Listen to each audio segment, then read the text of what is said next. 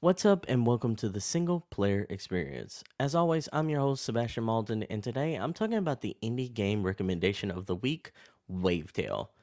WaveTale is a 2022 adventure platformer by the publisher Thankful Group. It's for PS4, PS5, Switch, Xbone, and PC, and it might be one of the most gorgeous indie games of 2022.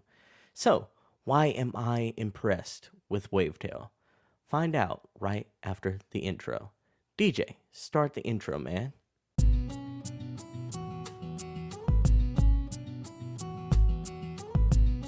This is the Single Player Experience, the podcast that helps single player gamers manage their video game backlog. I'm your host, Sebastion Mauldin, and my main quest is to help you manage your ever growing video game backlog by letting you know which single player games are worth your time and money so that you can have the best single player experience. Now, without further ado, let's start the show. DJ, cut the beat. So, WaveTale is a game that I knew very little about before I got the game for review. However, it immediately made a very solid impression on me. Despite a few flaws, and I do mean there are some substantial flaws, there are many things to like about the game, making it a very easy game to recommend overall. So, let's dive into it. Let's talk about the narrative first.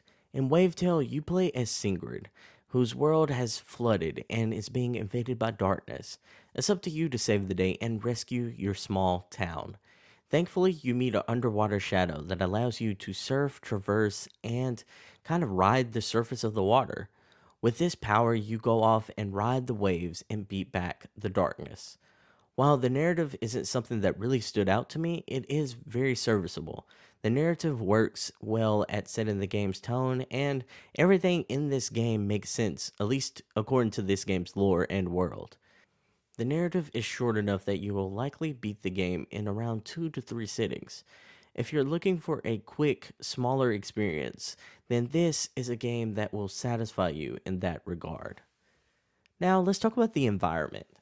WaveTale features a whimsical cartoon like art style and kind of reminds me of something that I'd see in a storybook.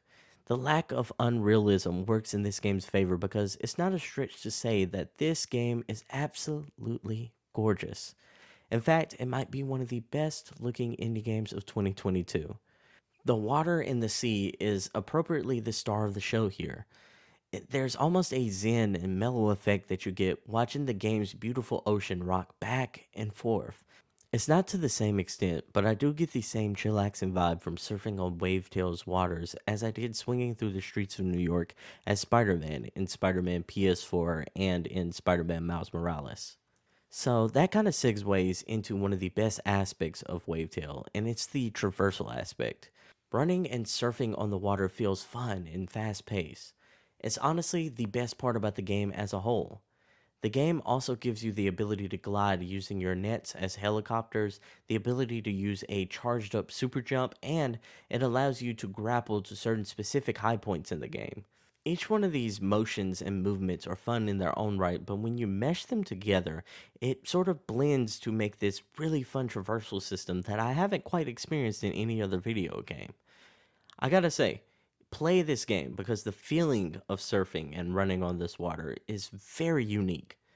As I mentioned earlier, it's simply just relaxing to surf on the water.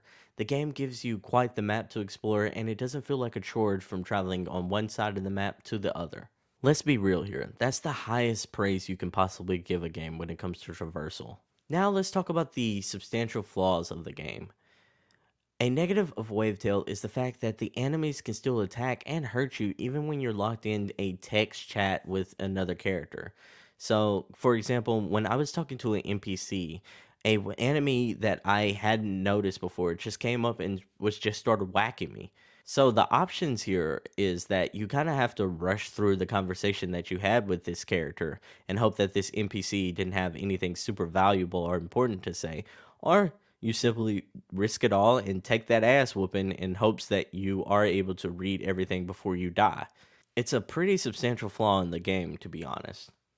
Another unfortunate element of WaveTale is that I experienced some issues with its performance. While playing the game, I noticed that it showcases some screen tearing, some pop in, and stuttering issues.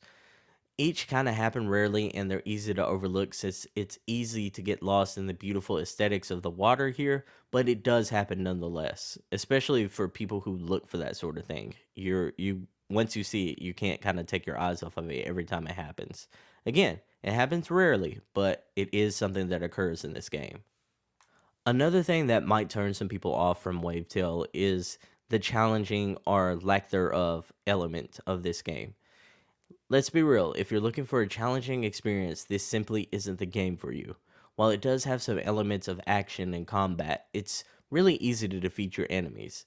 A couple of swings from your trusty net will basically put to death any of the foes that you face in this game. The biggest challenge of the game is probably finding all the items that people are missing in the area. If you like that sort of collecting aspect of the game, then this is probably where the challenge will come from. Besides that, though, you won't really find very many challenging aspects here. So, be advised. So, should you play WaveTale? Simply put, yes. Especially if you want a chill and relaxing indie game with some slight elements of action, then this game is absolutely perfect for you. While it does have its flaws, like its lack of a challenge and its performance issues, it still has a really good but short story, and it has fun traversal that makes this a very easy game to recommend overall. WaveTale is one of the most beautiful indie games of 2022, and it's a solid game that you should definitely check out.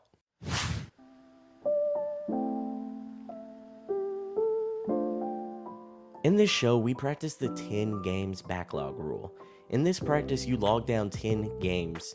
Those games are going to be your video game backlog. To be as productive as you possibly can be, we recommend that you only play 3 games at one time.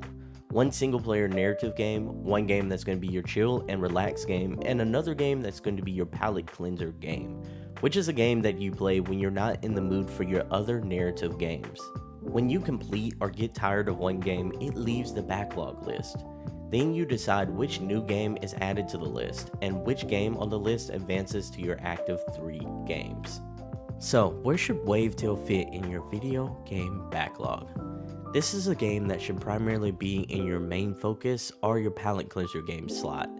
It's a short but fun game that's also one of the best looking indie games of 2022. While this game does have its flaws, such as its performance issues and its lack of a challenge, the traversal and the art style alone are enough that I'd recommend it for your video game backlog list. So, that is the game recommendation of the week that you should consider adding to your backlog list.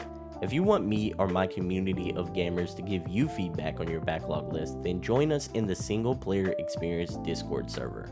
Once you're in, feel free to share your video game backlog list, or talk about good single player game experiences that you've had lately.